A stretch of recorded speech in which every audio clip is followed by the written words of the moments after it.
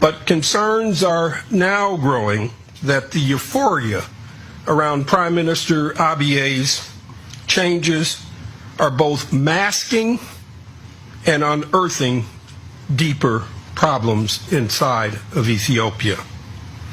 A growing number of observers are starting to ask whether Prime Minister Abiy is simply moving too fast and whether the reforms he has initiated are generating instability and security and hostility in Ethiopia's ethnically based federal system of governance. One of the most worrying of concerns is the resentment and resistance that is building up against him and his government in Tigray province, the home of Ethiopia's once all-powerful security chief, Getachew Assefa. Although 3 arrest warrants have been issued for Getachew, he remains free and at large in Tigray, where he is being shielded and protected by the regional federal authority. Ethnic tensions are also bubbling up in other parts of the country. Concern about the pace of change and reform has led 2 journalists to recently raise the specter that the political situation in Ethiopia could slowly deteriorate and that the country could experience the same type of ethnic, regional, and religious fragmentation that tore Yugoslavia apart 2.5 decades ago. Here's the United States, whether the president came from Massachusetts or the president came from Virginia. And I don't think it matters anymore, well, at least not quite so much in the United States. It still, I'm pretty sure, matters in Ethiopia. And I think that was the one thing that that really surprised me. Ethnicity was almost a zero-sum game. Everyone was an Ethiopian, but in their heart they were Tigrayan or Oromo or something else. And I think, when you look at it, ethnicity as a zero-sum game, if she gets something, that means I lose something, and that's not good for a country, obviously. The ethnic relationships, and these are just creating problems all over the country without much regard for what the central government is doing about it or can do about it, and this is the worrisome part. And they're not confined to just 1 or 2 areas. They're unfortunately happening throughout much of Ethiopia today. And I suppose on top of that, in any country where there is multiple ethnic groups, there's the potential for ethnic clashes. But what is perhaps different in Ethiopia is that you also have an explicitly ethnically federal state. That's how it's set up in the constitution. So the big question, and I'm glad you mentioned what you just did, Ambassador Shin and Ambassador Bass, thank you for bringing up the rural nature of this, because I think that also feeds into this. But the big question here is, in some respect, do you think ethnic federalism is sustainable? Is this still a model that can work? And how does that look then in terms of all of the other prescriptions or actions that may be necessary to pursue? It's a big question, but it's an important one for the country. Well, I think it's the fundamental question that Ethiopians need to address, because if they don't address the structure of their country, they can't have a successful election, they can't move the economy forward, security will continue to deteriorate. You already have 3% of the population who are internally displaced because of ethnic tensions, displacements.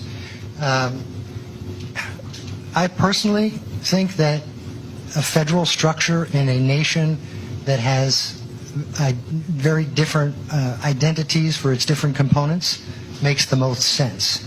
Now, most opposition parties in Ethiopia, at least while I was there, their main complaint was this was a divide and rule tactic by the minority Tigrayans. It doesn't mean it's the ethnic federalism that I saw in operation in 2010 to 2013. At that point, the security forces, the security service, the secret service was all dominated by one ethnic group. They didn't like to hear that, but it was true. Ambassador Booth, can I ask you to respond to this question about displacement? This is the current situation. Is it fair to say it's all the result of ethnic problems? Are there other causes to it? Are there other factors that explain it? My understanding is the displacement that we've seen, the 3% of the population that I mentioned are now driven from their homes, really is it's ethnic. But I've also been told that it's basically political leaders using the ethnic card to boost their own prestige and popularity. You get people riled up. I'm here to defend your interests against the other. And I think that's what we've seen in Ethiopia. I did hear when I was out there that the federal government's response was an edict that everybody should just go back to where they came from, i.e. if you were displaced, go back to where you were displaced from. That's nice to say, but very hard to actually implement. Why would people go back if they were driven out of their home? How would they feel safe there? If their home was burned, who was going to help them rebuild it?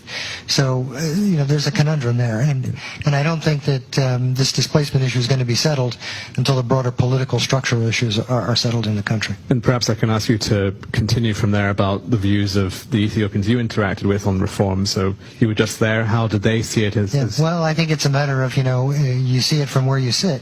If you're sitting up in Tigray, you think this is not particularly good development, that the country is degenerating into lawlessness and chaos, the economy is collapsing. If you're sitting in Oromiya, you're breathing a bit of a sigh of relief that we now have our rightful place, we have some power. I think Prime Minister Abiy, as he was described, is still by far the most popular person in the country, but that popularity is beginning to wane the longer he's in charge. And I would say one of the real challenges that he faces is there are rising expectations in Ethiopia now. And one thing I do remember from Political Science 101 is that revolutions only occur in situations where there are rising expectations. So he has a lot of work to do if he's going to keep the country together, find that sweet spot of, what works governmentally wise, structurally, federal, centralized, what combination between government and party going forward. I think that's also a key structural issue that needs to be addressed. So, again, it's, where you are, it depends on how you see the developments. Well, again, I'll go back to structural problem, and I talked about the political structural problem. There's also an economic structural problem that basically relates to the political system, which is you have too many state-owned enterprises, too much of the military engaged in things like MITEC, which now they're trying to break up. Massive projects like run by the Sugar Corporation, which were huge money losers. And the problem you have now is you can't just go and privatize things because what foreigner is going to come in to run something in Ethiopia to sell to Ethiopians for the most part? I'm not talking about manufacture in Ethiopia for export, but to deal with the local market. For example, telecom, which is primarily a local market. If you don't have any foreign exchange that they can then use to repatriate their profits. So I think structurally one of the things the government needs to work on, and perhaps we can lend some ideas in that regard, is how to sort of begin to demonopolize, de-oligopolize the economy. Allow more competition, allow Ethiopian entrepreneurship to flourish. It used to really frustrate me when people would say, we need to teach the Ethiopians entrepreneurship. I said, have you ever been in Washington? Ethiopians are naturally entrepreneurial. So let's forget about teaching them how to do that. Let's give them the opportunity to do that. One of the things that strikes me, I visited a Turkish textile factory where they were manufacturing garments for export. And the biggest complaint was there's no supporting infrastructure. So I had to bring in some of my own workmen to do the type of building that I needed for my factory. Of course, I had to import all my machinery because none of it's manufactured locally. But I then had to create my own cardboard box manufacturing company because there was nothing locally that I could just buy from. I had to, in effect, set up my own bus company because there was no one that I could really rely upon to provide transportation for my workers. This all adds to the cost of production, and it deters foreign investors. You add to that the fact that the banking sector remains 100% Ethiopian. The idea of getting international firms to go in there when they can't deal with their own bank is something that's a deterrent not only to Western firms but also to Chinese firms. And the inefficiencies in the telecom sector also mean very difficult to do business. I mean, when I was there as envoy for Sudan, South Sudan, several times the internet was closed. Once because of the state of emergency, once ostensibly because the national university exams had been stolen. So the entire internet was shut down for days at a time. How do you process credit card transactions when the internet's shut down? How do you make airplane reservations? How do you make orders, conduct business? This was a real problem.